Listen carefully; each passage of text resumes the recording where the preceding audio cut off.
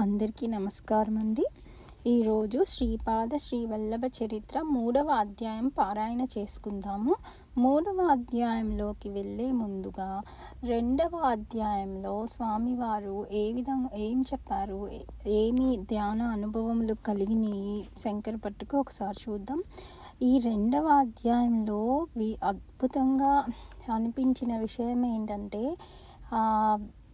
గురువు గారి యొక్క శక్తితో ఫిజికల్గా అంటే శారీరకంగా శంకరభట్టు గారు టైం ట్రావెల్ చేశారండి. ఎంత అద్భుతమైన విషయమో కదండి. ఇది చాలా గొప్ప విషయం అండి.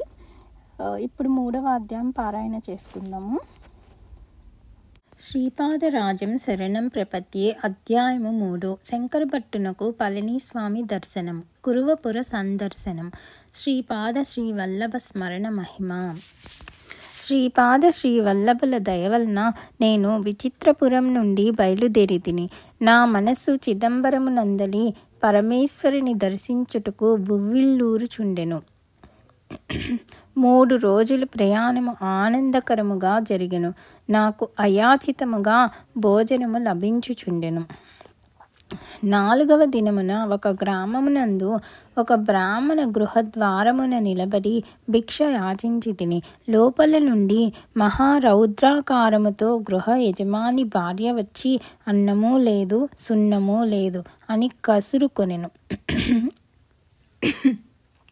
నేను గృహము బయటనే కొంతసేపు వేచి ఉండిని. గృహ యజమాని బయటికి వచ్చి, అయ్యా, అతిథి అభ్యాగతి సేవలకు నేను నోచుకొనలేదు. నా భార్య పరమ గయ్యాలి. ఆమెకు కోపము వచ్చిన ఎడల నా నెత్తి మీద కుండలను పగులగొట్టును. ఈ విషయమున మాత్రము మా గురుదేవుల ధర్మపత్నియు ఈమెయు సమానము. అయితే నా భార్య మాత్రము తను పగులు కొట్టిన కుండల యొక్క మూల్యమును తెమ్మని నన్ను బాధించును. మా గురుదేవుల ధర్మపత్ని మాత్రము భాండ మూల్యమును తెమ్మని బాధింపదు. ఇప్పుడే నా నెత్తి మీద కుండలు పగలగొట్టబడినవి. మా ఇంట అన్నోదకములకు లోటు లేదు. నేను భాండ మూల్యమును మాత్రము విధిగా సత్వరమే చెల్లింపవలెను. అది నాకు సంకటముగా ఉన్నది. ఈరోజు సంభావన కొరకు అవకాశమున్న ఎడల ఇబ్బంది ఉండదు. లేని ఎడల ఎవరి దగ్గరో అప్పో సప్పో చేయవలెను. తిరిగి సంభావనలు దొరికినప్పుడు ఆ అప్పు తీర్చవలెను. నేను సంభావనలో దొరికిన ద్రవ్యములో కొంత భాగమును అప్పులు తీర్చుటకు వినియోగించి మిగిలిన భాగమును ఆమెకు ఇచ్చుచుందును. ఈ పద్ధతి కొంతకాలము వరకు సాగెను. ఈ మధ్య సంభావనల్లో దొరుకు యావత్తు ద్రవ్యమును ఆమెయే తీసుకొని చుండెను. అందువలన అప్పు తీర్చుటకు దారి కనబడుట లేదు.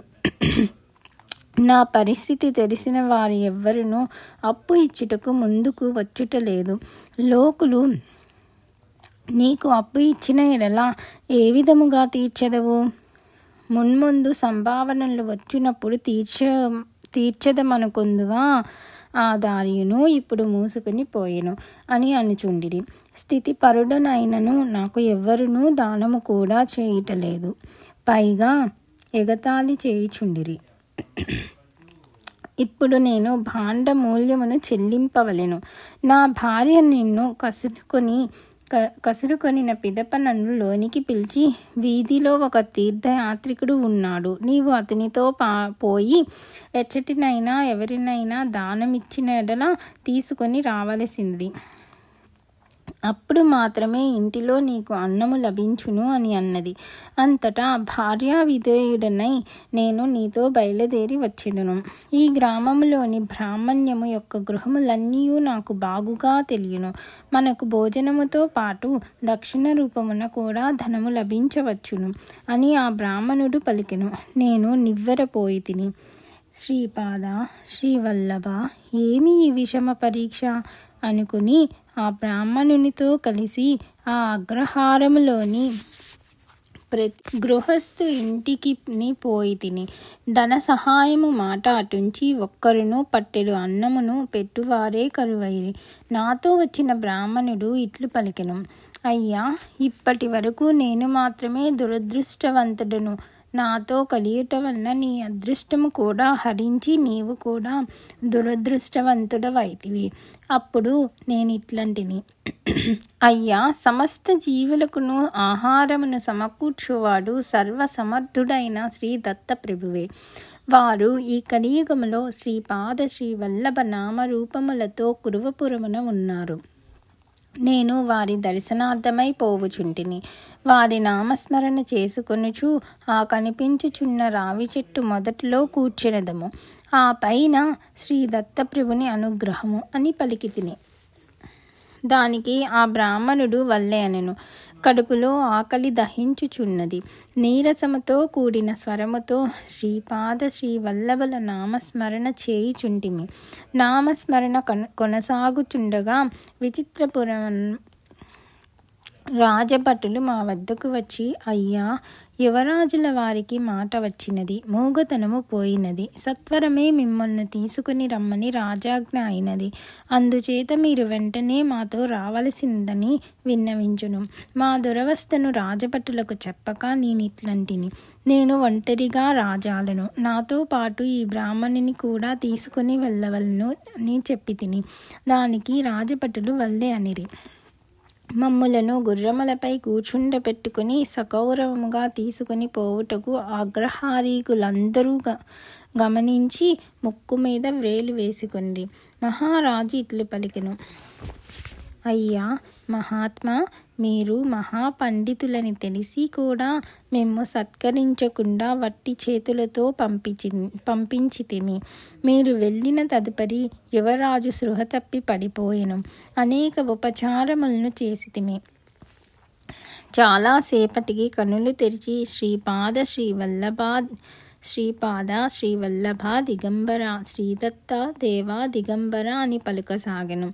మా యువరాజునకు ఆజానుబాహుడు అత్యంత సుందరాకారుడైన 16 సంవత్సరముల యతి దర్శనమిచ్చి నోటిలో విభూతిని వేసెనని యువరాజుల వారు చెప్పిరి.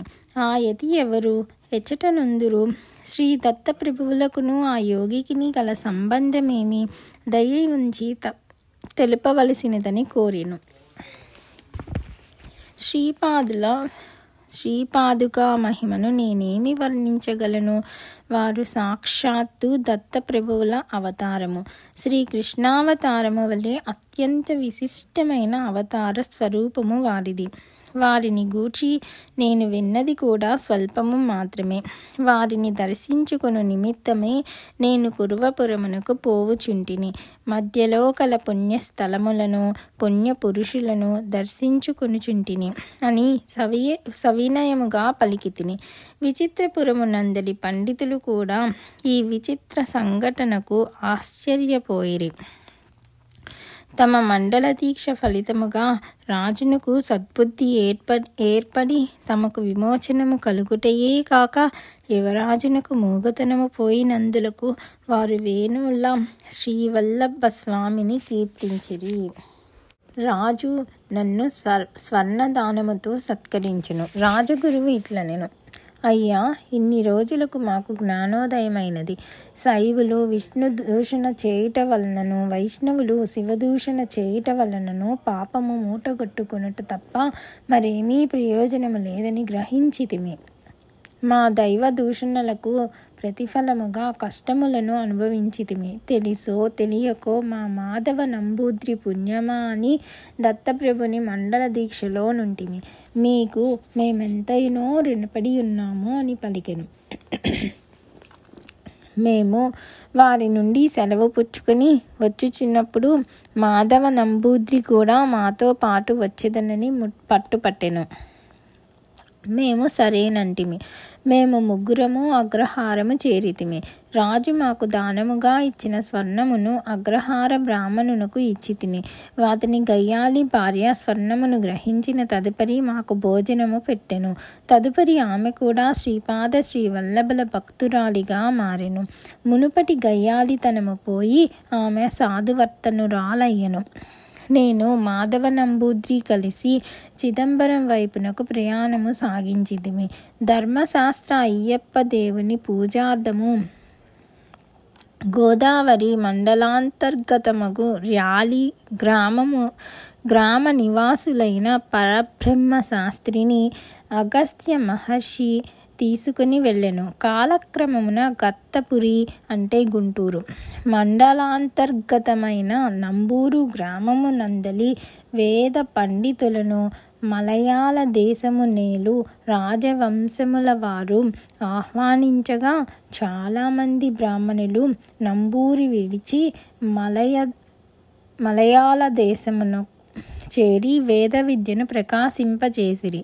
వారినే నంబూద్రి బ్రాహ్మణులని వ్యవహరించుట కద్దు.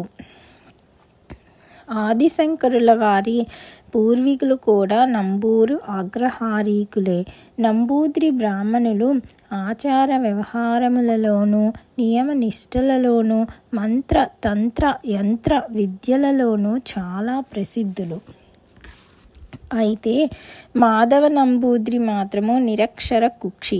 బ్రాహ్మణ గృహముల వంట చేసుకుని జీవించుచుండెను. పసితనముననే తల్లిదండ్రులను పోగొట్టుకొనెను. అయినవారు ఆదరింపరైరి. దత్తప్రభువునందు అతడు అచంచల భక్తి కలవాడు. శ్రీపాద శ్రీవల్లభుల అవతారమును గురించి విన్న మీదట వారిని ఎప్పుడు దర్శించెదనా అని తహతహలాడుచున్నాడు. మేము చిదంబరం దాపులలో సిద్ధ మహాత్ములు ఒకరున్నారని విని కొండ కోనలలో ఏకాంతముగా ఉన్న వృద్ధ తపస్వి అయిన శ్రీ పళనిస్వామి వారిని దర్శించితిమి. మేము గుహద్వారమునకు వచ్చినప్పటికీ శ్రీ పళనిస్వామి మమ్ములను చూచి మాధవ శంకరులిద్దరూ కలిసి వచ్చుచున్నారే, ఏమి భాగ్యము అని పలికిరి. మేము మా పరిచయమును తెలుపకుండగానే మమ్ము పేరుతో పిలవగల వీరు సిద్ధ పురుషులని గ్రహించితిమి. కరుణాంతరంగులైన శ్రీ స్వామి నాయన శ్రీపాద శ్రీవల్లభుల వారి ఆజ్ఞానుసారము నేను దేహమును త్యజించి వేరొక యవ్వనవంతమైన దేహములోనికి ప్రవేశించు సమయం ఆసన్నమైనది. ప్రస్తుతము ఈ శరీరము యొక్క వయసు 300 సంవత్సరములు. శిథిలమైన ఈ దేహమును త్యజించి నూతన శరీరములో మరొక 300 సంవత్సరములు ఉండవలెనని శ్రీపాదుల వారి ఆజ్ఞ. జీవన్ముక్తులైన వారు జనన మరణ రూప సృష్టి క్రమమును దాటిన వారు కూడా శ్రీపాదుల వారు తిరిగి రమ్మని ఆజ్ఞాపించిన వచ్చి తీరవలసినదే. సమస్త సృష్టిని నడిపించు మహాసంకల్పమే శ్రీపాద శ్రీవల్లభున అవతరించినది. వారి అవతరణము ఉన్నతములైన సూక్ష్మలోకములలో ఎల్లప్పుడూ జరుగుచునే ఉండును. నరరూపధారి అయి వచ్చుట సకృత్తు. వారిది యోగ సంపూర్ణ అవతారము. వారి అంశావతారములు ఎల్లప్పుడూ ఈ భూమి మీద భక్త రక్షణార్థము అవతరించుచునే ఉండును. నాయన శంకర, నీవు విచిత్రపురమున కానాద మహర్షి గురించి వారి కణ సిద్ధాంతమును గురించి వచించితివే, కాస్త వివరింపుము అని పలికిరి. కానాద మహర్షి కణ సిద్ధాంతము. స్వామి నన్ను క్షమింపుడు. కానాద మహర్షి గురించి వారి కణ సిద్ధాంతము గురించి నాకు తెలిసినది బహుస్వల్పము. నేను వచించినది కూడా అప్రయత్నముగా నా నోట పలికించబడినదని స్వామికి తెలియని విషయము కాదు అని అంటిని. కరుణాస్వరూపులైన శ్రీ పళనిస్వామి ఇట్లు వచించిరి. సమస్త సృష్టిను కూడా పరమములైన అణువులచే నిర్మింపబడినది. అటువంటి పరమాణువుల కంటే కూడా సూక్ష్మమైన కణముల ఉనికి వలన విద్యుల్లతలు ఉద్భవించును. సూర్యుని చుట్టూ గ్రహములు వివిధ కక్షలలో పరిభ్రమించు రీతిన స్థూలమైన ఈ సూక్ష్మ కణములు కూడా తమ కేంద్ర బిందువుననుసరించి మహావేగములతో తమ తమ కక్షలలో పరిభ్రమించుచుండును. ఇటువంటి సూక్ష్మ కణముల కంటెను సూక్ష్మమైన స్థితిలో ప్రాణుల యొక్క సమస్త భావోద్వేగముల స్పందనలు ఉండును. స్పందనశీలమైన ఈ జగత్తులో ఏదీ స్థిరముగా ఉండజాలదు. చంచలత్వమే దీని స్వభావము. క్షణక్షణము మార్పులు చెందుటయే దీని స్వభావము. ఈ స్పందనల కంటేనూ కూడా సూక్ష్మ స్థితిలో దత్త ప్రభువుల వారి చైతన్యముండును. వారి అనుగ్రహము పొందుట ఎంత సులభ సాధ్యమో అంత కష్ట సాధ్యము కూడా. ప్రతి కణమును అనంత భాగములుగా విభజిస్తూ పోయిన ఎడల ఒక్కొక్క కణ భాగము శూన్య సమానమగుచుండును. అనంతములైన మహాశూన్యముల సంయోగ ఫలితమే ఈ చరాచర సృష్టి. పదార్థము సృష్టి అయినట్లే పూర్తిగా దీనికి భిన్నమైన వ్యతిరేక పదార్థము కూడా ఉండును. ఇవి రెండునూ కలిసినప్పుడు వ్యతిరేక పదార్థము నశించును. పదార్థము తన గుణగణములను మార్పు చేసుకును. అర్చావతారములలో ప్రాణప్రతిష్ఠ జరిగినప్పుడు ఆ విగ్రహమూర్తులు చైతన్యవంతముగానే ఉండి భక్తుల మనోభీష్టములను తీర్చుటకు సమర్థవంతమగును. సర్వ మంత్రములను కుండలిని అందే కలుగును. దాని అందే గాయత్రి కూడా కలిగినది. గాయత్రి మంత్రమునందు 3 పాదములు కలవని అందరూ భావింతురు. అయితే గాయత్రి మంత్రమునందలి 4వ పాదము పరోరజసి సావధోం అని ఉన్నది. చతుష్పాద గాయత్రి నిర్గుణ బ్రహ్మమును సూచించున్నది అయి ఉన్నది. కుండలిని శక్తి 24 తత్వములలో ఈ జగత్తులు సృష్టి చేయును. గాయత్రి యందు కూడా 24 అక్షరములు కలవు. నా 24 అను సంఖ్యకు గోకులము అని కూడా పేరు కలదు. గో అనగా 2, కులము అనగా 4. బ్రహ్మస్వరూపము మార్పులకు అతీతము కనుక 9 సంఖ్యచే సూచితము. 8 అనున్నది మహామాయా స్వరూపము. శ్రీపాద శ్రీవల్లభులు తనకు ఇష్టమైన వారి నుండి దో చౌపాతి దేవ్ లక్ష్మి అని అనుచుంటెడి వారు. వారి జీవులందరికీ ప్రతిస్వరూపము పరబ్రహ్మమే కనుక పతిదేవ్ అనున్నది 9 సంఖ్యను, లక్ష్మి అనున్నది 8 సంఖ్యను, దో అనున్నది 2 సంఖ్యను, చౌ అనున్నది 4 సంఖ్యను సూచించున్నవి అయి ఉన్నవి.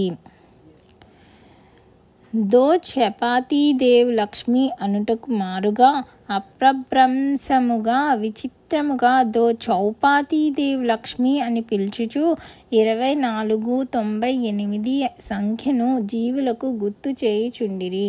గోకులమునందలి పరబ్రహ్మము పరాశక్తి శ్రీపాద శ్రీవల్లభుల రూపముననే ఉన్నవి. శ్రీకృష్ణ పరమాత్మయే శ్రీవల్లభులని తెలియుము. గాయత్రి మంత్ర స్వరూపము వారి నిర్గుణ పాదుకలని గుర్తించదము. నాయన శంకర, స్థూల మానవ శరీరమునందు 12 రకముల విభేదములు కలవు. అందరికీ అనుభవైక్య వేద్యమగు స్థూల శరీరము స్థూల సూర్యుని ప్రభావమునకు లోనగున్నది. ఒకదానికంటేను మరి ఒకటి సూక్ష్మ స్పందనలతో కూడిన శరీరములు క్రియాయోగ సాధన వలన చేకూరును. ఈ 12 భేదములతో కూడిన శరీరములు ద్వాదశాదిత్యుల ప్రభావమునకు లోనగుచుండును. అయితే శ్రీపాద శ్రీవల్లభులు 12 ఆదిత్యుల కంటేను కూడా అతీతమైన వారు కనుక వారి యొక్క దివ్య స్థూల శరీరము చిత్ర విచిత్రములైన దివ్య స్పందనలను కలిగియుండును. మానవ శరీరముతో శ్రీ పీఠికాపురమున అవతరించుటకు ముందే అనగా 108 సంవత్సరములకు ముందే శ్రీపాదులు ఈ ప్రదేశమునకు విచ్చేసిరి, నన్ను అనుగ్రహించిరి. ఇప్పుడు కురువపురమున ఏ రూపముతోనున్నారో అదే రూపముతో వారు ఇచ్చటకు విచ్చేసిరి. వారి దివ్య లీలలకు అంతమెక్కడిది? శ్రీ వల్లభులు ఇచ్చటకు విచ్చేసిన తదుపరి కొంతసేపటికి హిమాలయమునందలి మహాయోగులు బదరీ మహాక్షేత్రములో శ్రీ బదరీనారాయణుని బ్రహ్మ కమలములతో పూజించిరి. ఆ బ్రహ్మ కమలములన్నీయూ ఇచ్చట శ్రీచరణముల కడపడుచుండుట గమనించి తిని వారు దేశకాలములకు అతీతులు అని వచించెను. నేను శ్రీ పళనిస్వామి వారి దివ్య వచనములతో అనిర్వచనీయ అనుభూతిని పొందితిని. స్వామి, బ్రహ్మ కమలములనగానేమి? అవి ఎచ్చట లభించును? వానిచే పూజించిన శ్రీ దత్త ప్రభువు సంప్రీతులగుదురని మీ వచనముల వలన తెలియచున్నది. దయచేసి నా సందేహము తీర్చకోరెదను అని కోరితిని. బ్రహ్మ కమలముల స్వరూపము. దానికి శ్రీ పళనిస్వామి కరుణాపూరిత దృష్టిని ప్రసరించుచు ఇట్లు తెలియజేసిరి. శ్రీ మహావిష్ణువు సదాశివుని బ్రహ్మ కమలములతో పూజించెను. శ్రీ మహావిష్ణువు యొక్క నాభి కమలముగా చెప్పబడినది కూడా బ్రహ్మ కమలమే. కమలములతో శ్రీ దత్తుని అర్చించిన ఐహికాముష్మిక ఐశ్వర్యము సిద్ధించును. దివ్యలోకములందలి బ్రహ్మ కమలములకు ప్రతిగా ఈ భూమండలమునందలి హిమాలయములందు ఈ బ్రహ్మ కమలములు కాననగును. సుమారు 12,000 అడుగుల ఎత్తులో హిమాలయములందు సంవత్సరమునకు ఒకే ఒకసారి మాత్రమే పుష్పించును. నాయన, అర్ధరాత్రి నందుత్రమే ఇది వికసించుట మరి ఒక విచిత్రము. ఇది వికాసము చెందినప్పుడు అద్భుతమైన పరిమళము ఆ ప్రాంతమంతైనూ నిండిపోవును. హిమాలయమునందలి సాధకులైన మహాత్ములందరూ ఈ అద్భుత దర్శనమునకు రోజుల తరబడి నెలల తరబడి నిరీక్షింతురు. శరత్కాలము నుండి వసంతకాలము వరకు ఇది హిమములో కూరుకుపోయి ఉండును. చైత్రమాస ప్రారంభములో ఇది హిమము నుండి బయటపడును. గ్రీష్మకాలమంతయు వికాస ప్రక్రియ జరుగుచుండును. అమర్నాథ్ నందలి అమరేశ్వర హిమలింగ దర్శనమగు శ్రావణ శుద్ధ పూర్ణిమా ప్రాంతమునందు అర్ధరాత్రి సమయమందు ఇది పూర్ణ వికాసము చెందును. నాయన శంకర, సాధకులు, మహాతపస్సులు, సిద్ధపురుషుల కోసం మాత్రమే కేవలము హిమాలయములందు మాత్రమే ఈ అద్భుత లీల ఎప్పటికీ జరుగుచుండును. బ్రహ్మ కమలం యొక్క దర్శనము వలన సమస్త పాపములు నశించును. యోగ విఘ్నములంతరించును. ఇది సద్య ఫలితమునిచ్చు అద్భుత లీల. కావున యోగులు, తపస్సులు వారి వారి మార్గములలో ఎంతో ఉన్నతిని పొందెదురు. ఇది వికసించిన తదుపరి విధిరీత్యా ఎవరికి దర్శన భాగ్యమున్నదో వారికి ఆ దర్శన భాగ్యము కలిగి తదుపరి బ్రహ్మకమలము అంతర్ధానమగును. నాయన శంకర, నేను 10 దిన దీక్షతో తపస్సమాధిలో ఉండదలచితిని. ఆర్తులైన మానవులు ఎవరైనా వచ్చిన ఎడల తపస్సమాధికి భంగము కలుగకుండా నీవును మాధవుడును దర్శనము చేయించవలసినది. పాము కాటుచే చనిపోయిన వారు ఎవరైనా వచ్చిన ఎడల స్వామి యోగ సమాధిలో ఉండెననియు, అందుచేత శాస్త్ర ప్రకారము చనిపోయిన వారి శరీరమును నదీ ప్రవాహంలో విడిచివేయుట గాని లేదా పూడ్చిపెట్టుట గాని చేయవలసినదని నా ఆజ్ఞగా వారికి తెలుపుడు అని వచించెను. శ్రీ పళనిస్వామి తన ఆసనమునందే కూర్చుని తపస్సమాధిలోనికి పోయెను. నేనును మాధవుడును ఆర్తులైన భక్తులు వచ్చినప్పుడు ప్రశాంతముగా దర్శనము చేయించుచుంటిమి. వచ్చిన భక్తులలో కొందరు మాకు భోజనము సంభారములను సమకూర్చిరి. మాధవుడు వంట చేయు ప్రయత్నములో దాపులనున్న కొబ్బరి చెట్టు నుండి మట్ట రాలిపడుటచే అచ్చటకు పోయి ఆ కొబ్బరి మట్టను తెచ్చి వంట ప్రారంభించెదనని పలికెను. నేను వల్లే అంటిని. మాధవునితో మరి ఒకడు బయలుదేరెను. విధి వైపరీత్యము. మాధవుడు కొబ్బరి మట్టను ఎత్తబోవునంతలో కొబ్బరి మట్ట చాటున ఉన్న త్రాచుపాము మాధవుని కరిచెను. 3 మనుషులు పోయి మాధవుని గుహ దరిదాపులకు తీసుకుని వచ్చిరి. శ్రీ స్వామిది అనుల్లంఘనీయమైన శాసనమగుటచే మాధవుని నేను పాతిపెట్టి తిని. ఖనన సందర్భములో నాకు అచ్చటనున్న భక్తజనులు సహకరించిరి. నేను వెక్కి వెక్కి ఏడ్చి తిని. మాధవుని నిష్కల్మష హృదయము, వాని నిర్మల భక్తి, శ్రీపాద శ్రీవల్లభుల యందు వానికి గల అచంచల విశ్వాసము గుర్తుకు వచ్చి నా మనస్సంతేను కకలావికలమయ్యను. విధి అనుల్లంఘనీయమని సరిపెట్టుకొంటిని. ఈ దుస్సంఘటన తరువాత మరి ఒక దుస్సంఘటనను చూచితిని. ఏడుపులు పెడబొబ్బులు పెడుతూ 18 సంవత్సరముల ప్రాయము గల ఒక యువకుని శరీరమును వాని సంబంధీకులు తీసుకొని వచ్చిరి. అతడు కూడా పాము కాటు చేతనే మరణించెను. శ్రీ స్వామి యోగ సమాధిలో నున్నారనియు వారి ఆజ్ఞ ప్రకారము ఖననము చేయవలసిందనియు తెలిపితిని. అచ్చటనున్న భక్తజనులు ఇతని సహచరుడు కూడా ఈ విధముగానే మరణించిననియు స్వామివారి ఆజ్ఞ ప్రకారము వాని ఖననము కూడా జరిగిననియు తెలిపిరి. వారు విషణ్ణ వదనులై గత్యంతరము లేక దుర్విధిని పరిపరి విధములుగా నిందించుకొనుచు ఆ నవయువకుని ఖననము చేసిరి. ప్రతిరోజు 3-4 స్వామివారి దర్శనమునకు వచ్చేటివారు. వారు ప్రశాంతముగా సమాధి స్థితిలోనున్న స్వామివారి దర్శనము చేసుకుని వెళ్ళిపోయేటివారు.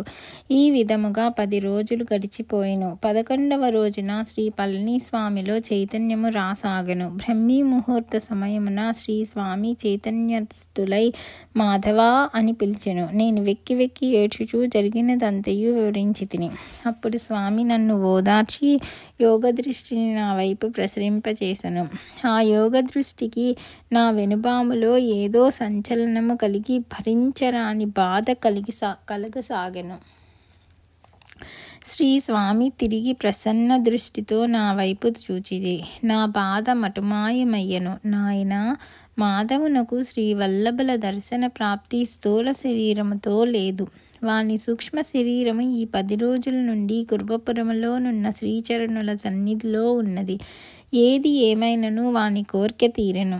శ్రీవల్లభుల లీలలు అనూహ్యములు. కాలకర్మ కారణ రహస్యములు ఎవరునూ గ్రహింపజాలరు. అది శ్రీపాదుల వారికి మాత్రమే సాధ్యము. మాధవుని స్థూల శరీరములోనికి ప్రవేశింపచేయవలసిన బాధ్యతను శ్రీపాదుల వారు నాకప్పగించిరి. మనము ఆ పనిని సత్వరమే నెరవేర్చవలెను అని శ్రీ పళనిస్వామి సెలవిచ్చెను. నాకు ఇంతకు ముందు ఉన్న విచారమంతైను క్షణములో మాయమయ్యెను. మాధవుడు పునర్జీవితుడగుట కంటే నాకు కావలసినది ఏమున్నది? మాధవుని పాతిపెట్టిన చోటికి వచ్చితిమి. శవము బయటికి తీయబడినది. నాకు సహాయకులుగా మరి 2 ఉండిరి. స్వామి మమ్మల్ని దక్షిణ దిక్కుగానున్న తాటి చెట్ల గుంపు వద్దకు పోయి, మాధవుని కరిచిన ఓ నాగరాజమా, శ్రీపాద శ్రీవల్లభుల ఆజ్ఞ ప్రకారము నీవు శ్రీ పళనిస్వామి సన్నిధికి రావలసిందని ఆజ్ఞాపించడమైనది అని చెప్పమన్నా మేము ఆ విధముగానే చేసితిమి. శ్రీ పళనిస్వామి తన కౌపీనము నుండి 4 చిన్న గవ్వలను తీసెను. వాటిని శవము యొక్క 4 దిక్కుల వద్ద నుంచిరి. అవి కొంతసేపటికి కొద్దిపాటి ఎత్తునకు ఎగిరినవి. ఆ పిదప రివ్వుమని ధ్వని చేయుచు ఆకాశంలోనికి 4 దిక్కుల్లోనికి పోయినవి. మరి కొంతసేపటికి బుసలు కొట్టుచూ వచ్చుచున్న నాగుపామును చూచితిమి. అది ఉత్తర దిక్కు నుండి వచ్చుచుండెను. ఆ పాము చాలా అసహనముగా ఉండెను. శ్రీ పళనిస్వామి యొక్క 4 చిన్ని గవ్వలు దాని పడగ మీద గ్రుచ్చినట్లుగా అంటుకొని పోయి ఉండెను. శ్రీ పళనిస్వామి ఆ పామును మాధవుని శరీరం నుండి విషమును తీసివేయమని చెప్పెను. పాము ఎచ్చట కరిచినదో అచ్చటి నుండియే విషము గ్రహించబడెను.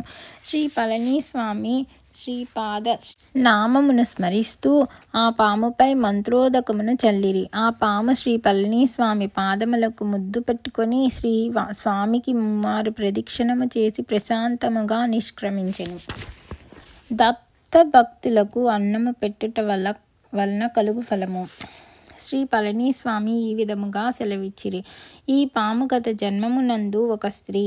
ఆమె వృద్ధురాలయ్యెను. ఆమె కొంత పాపమును కొంత పుణ్యమును చేసి ఉండెను. ఒక పర్యాయము దత్తభక్తుడైన ఒక బ్రాహ్మణునకు ఆమె అన్నము పెట్టెను. దత్తుడు చాలా సులభముగా ప్రసన్నమగు తత్వము కలవాడు. ఈమె మరణించిన తరువాత యమలోకమునకు పోయెను.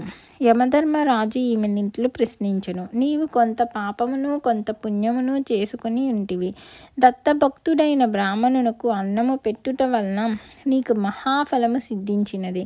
శ్రీ దత్తాత్రేయుల వారు ప్రస్తుతము శ్రీపాద శ్రీవల్లభ రూపమున మానవలోకములో ఉన్నారు. నీ పాపపుణ్యముల ఖాతాలో మార్పు చేయవలసిందనియు నీకు మహాపుణ్యము కలుగునట్లు స్వల్ప పాపము కలుగునట్లును మమ్మల్ని వారు ఆజ్ఞాపించిరి. అందుచేత చిత్రగుప్తుల వారు నీ ఖాతాలో మార్పును చేసిరి. నీవు తొలుదొల్తగా పాపమును అనుభవించదవా లేక పుణ్యమును అనుభవించదవా? దానికి ఆమె పాపఫలము స్వల్పముగానే ఉండుట వలన ముందుగా స్వల్ప పాప ఫలమును అనుభవించి ఆ తదుపరి పుణ్యఫలమును అనుభవించదనని చెప్పినది.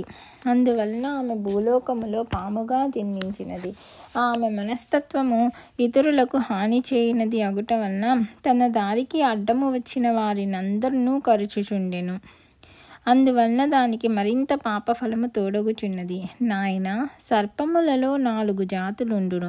మొదటి రకము పాములు ఎవరికి హాని చేయక కేవలము గాలిని ఆహారముగా చేసుకొని యోగుల వలె జీవించును. రెండవ రకము పాములు ఎవరి నీడ అయినా దాని మీద పడిన ఎడల క్రోధముతో వారిని చంపివేయును. మూడవ రకము పాములు నరుని కంట పడకుండా ఉండగలందులకు ప్రయత్నించును. ఒకవేళ నరుడు ఎదురైన ఎడల భయముతో పారిపోవును. 4వ రకము పాములు ఎవ్వరునూ తనకు అపకారము చేయకపోయినా నిష్కారణముగా తన కంట పడిన వారిపై పగపట్టి కాటువేయును.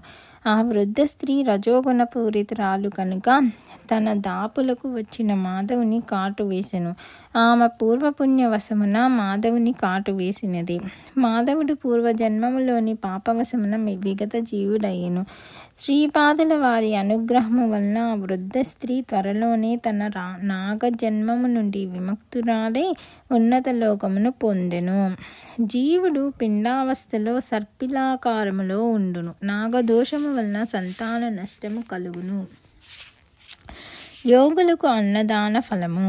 శ్రీదత్తుడు అల్పసంతోషి. శ్రీదత్తుని నామమున ఎవరికైనా అన్నము పెట్టినచో అన్నగ్రహీత యోగ్యుడైన ఎడల అన్నదాతకు విశేష ఫలము కలుగును.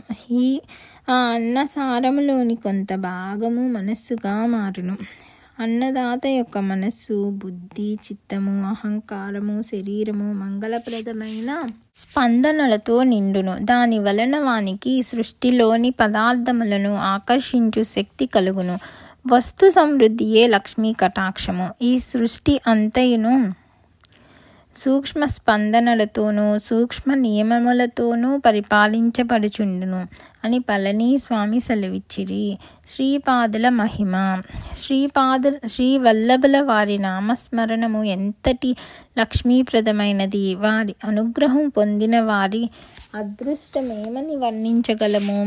శ్రీచరణుల అనుగ్రహ విశేషమున 10 రోజుల క్రితము భూమిలో పాతిపెట్టబడిన మాధవుడు చెక్కు చెదరక ఉన్నాడు. ఇప్పుడు వానికి ప్రాణమును కూడా ప్రసాదించుచున్న శ్రీపాదుల వారి అనుగ్రహమును, కరుణను, దివ్య లీలలను ఏమని వర్ణించగలము. మాధవునిలో చైతన్యము రాసాగినది. వాడు దాహము కొరకు జలమును కోరెను. వానిని అనునయించుచు పళని స్వామి నెయ్యి మాత్రమే వాని చేత త్రాగించిరి.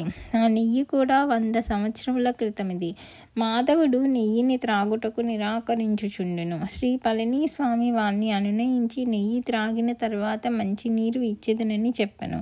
మాధవుడు నెయ్యి పూర్తిగా త్రాగిన తరువాత కొంతసేపటికి పండ్ల రసమునిచ్చెను. మరికొద్దిసేపటికి జలమునిచ్చెను. నాగలోక వర్ణన. మాధవుడు పునరుజ్జీవితుడయ్యెను. మా ఆనందమునకు మితులు లేవు. మాధవుడు ఇట్లు చెప్పసాగను. నేను సూక్ష్మ శరీరములో కురువపురము చేరుకొంటిని. శ్రీపాద శ్రీవల్లభుల వారు ఆజానుబాహులు, విశాల నేత్రములు కలవారు. వారి నేత్రముల నిండుగా నిరంతరాయముగా జీవుల ఎడల కరుణ, జాలి, ప్రేమ ప్రవహించుచుండెను. నేను స్థూలదేహదారిని కాకపోవుట వలన అచ్చట స్థూలదేహదారులైన భక్తులకు కనిపించనైతిని. శ్రీవల్లభులు కురువపురములోని ఆ దీవి మధ్య భాగమునకు పొమ్మని ఆజ్ఞాపించిరి. నేను శ్రీవల్లభుల నామస్మరణము చేసుకొనుచు ఆ దీవి యొక్క మధ్య భాగము నుండి లోతులలోనికి పోతిని. భూమి యొక్క లోతులలో భూకేంద్రము వద్ద అనేక ప్రసాదములున్నట్లు కనుగొంటిని. అనేక ప్రాసాదములున్నట్లు కొనుగొంటిని. అది పాతాళ లోకమని తెలుసుకొంటిని. స్థూలముగా చూచువారికి అచ్చట స్థూల రూప పదార్థం మాత్రమే గోచరించును. నా వలె సూక్ష్మ శరీరములో పోవు వారికి అచ్చట సూక్ష్మరూపమైన లోకము గోచరించును. అచ్చటనున్న నాగజాతి వారు కామరూపదారులు. వారు కోరిన రూపమును ధరించుటకు శక్తి కలిగిన వారు. వారు సాధారణముగా నాగరూపములోని సంచరించుటకు ఇష్టపడువారు. అచ్చట నేను అనేక మహాసర్పములను చూచితిని. కొన్ని సర్పములకు వేలకు వేల పడగలున్నవి. పడగల యందు మణులున్నవి. వాటి నుండి కాంతి ప్రసారము జరుగుచున్నది. కొన్ని నాగులు యోగముద్రలో ఉన్నట్లు పడగలను విప్పి మౌనముద్రలో ఉన్నవి. ఆశ్చర్యము! అందులో ఒక మహాసర్పం ఉండెను. ఆ సర్పమునకు వేలకు వేల పడగలుండెను. ఆ మహాసర్పముపై శ్రీపాద శ్రీవల్లభులు శ్రీ మహావిష్ణువు వలె పవలించియుండిరి. అచ్చటనున్న మహాసర్పములు వేదగానమును చేయుచున్నవి. స్వామి చిదానందముగా ఆ గానమును వినుచుండెను. నా పక్కనున్న ఒక మహాసర్పము ఈ విధముగా చెప్పసాగను. శ్రీ దత్తాత్రేయ మహామహిమ. శ్రీ దత్తప్రభువులు నేపాల దేశమునందు గల చిత్రకూటములో అనసూయ పర్వతముపై అత్రి అనసూయలకు పుత్రుడుగా పూర్వయుగములో అవతరించిరి.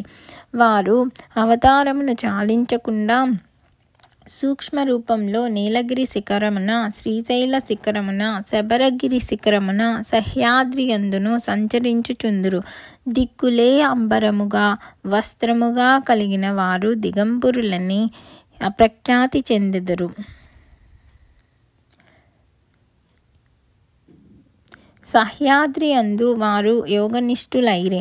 వారు నాద సంప్రదాయనులైన గోరక్షనాథునకు కూడా క్రియాయోగమును ఉపదేశించిరి.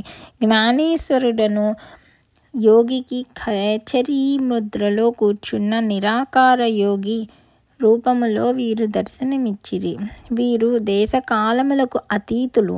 శ్రీ ప్రభువు సన్నిధిలోనున్న మాకు భూత భవిష్యత్ వర్తమానములు వేరువేరుగా కనిపించవు. మాకు అంతయును నిత్య వర్తమానమే. అనగా సమేత దత్తాత్రేయ దర్శన. నా పక్కన మరి ఒక మహాసర్పము, నాయన మాధవ, మమ్ములను కాలనాగులను ఋషీశ్వరులందురు. శ్రీదత్తుడు వేలకు వేల సంవత్సరములు రాజ్య పరిపాలన చేసిన తరువాత తన రూపమును గుప్తపరచుకొనగోరెను. వారు నదిలో నీట మునిగి కొన్ని సంవత్సరములుండిరి. ఆ పైన నీటిపైకి వచ్చిరి. వారి అనుచరులమైన మేము తిరిగి వారు మాతో వచ్చుదురని అచటనే ఉంటిమి. వారు మా నుండి మరుగుపరుచుకొనుటకు యత్నించుచున్నారని మాకు తెలియను. వారు తిరిగి నీట మునిగి కొన్ని సంవత్సరముల తరువాత పైకి వచ్చిరి. అయితే ఈసారి వారి చేతిలో మధుపాత్ర ఉండెను. మరి ఒక చేతిలో 16 సంవత్సరముల వయస్సు ఉన్న సొగసు గత్తె ఉండెను. మధుపానమత్తుడును స్త్రీలోలుడను అయిన ఇతని మనము ఇంతవరకు దైవమని భ్రమించితమని అనుకొని మేము మరలిపోతిమి. వారు అదృశ్యులైరి. వారు అదృశ్యులైన తదుపరి మాకు జ్ఞానోదయమైనది. వారి చేతిలోనున్న మధుపాత్ర యోగానంద రూపమైన అమృతమనియు, ఆ సొగసు గత్తె త్రిశక్తి రూపిణి అయిన అనఘాలక్ష్మీదేవి అనియు మాకు స్ఫురించెను. తిరిగి వారిని ఈ భూమిపై అవతరింపచేయుటకు ఘోర తపస్సు చేసితిమి. శ్రీదత్తుల అనుగ్రహమున శ్రీ పీఠికాపురములో వారు శ్రీపాద శ్రీవల్లభావతారమును దాల్చిరి. శ్రీ కురువపుర వర్ణన. ఆనాడు వారు ఎచ్చోట స్నానార్థము నీట మునిగిరో అదే ఈ పరమ పవిత్రమైన కురువపురము. వారు జలసమాధిలో నున్నట్లే మేమును మా సూక్ష్మ స్పందనలతో ఈ సూక్ష్మ లోకమున యోగ సమాధిలో ఉన్నాము. కౌరవ పాండవులకు మూలపురుషుడైన కురు అను మహారాజునకు జ్ఞానోపదేశము చేసిన కురువపురమే ఈ పవిత్ర స్థలము. నాయన మాధవ, ఈ కురువపుర మహత్యము వర్ణించుట ఆదిశేషునకైనను తరము కాదు. సదాశివ బ్రహ్మేంద్ర పూర్వగాథ. శ్రీపాద శ్రీవల్లభుల శ్రీచరణములకు నేను ప్రణమిల్లితిని. శ్రీవల్లభులు కరుణాంతరంగులై వత్స, ఈ నా దివ్య భవ్య దర్శనము గొప్ప అలభ్యయోగము. నీతో మాట్లాడిన ఒక మహాసర్పము రాబోవు శతాబ్దముల్లో జ్యోతి రామలింగ స్వామి రూపమున అవతరించి జ్యోతి రూపముగానే అంతర్ధానమగును.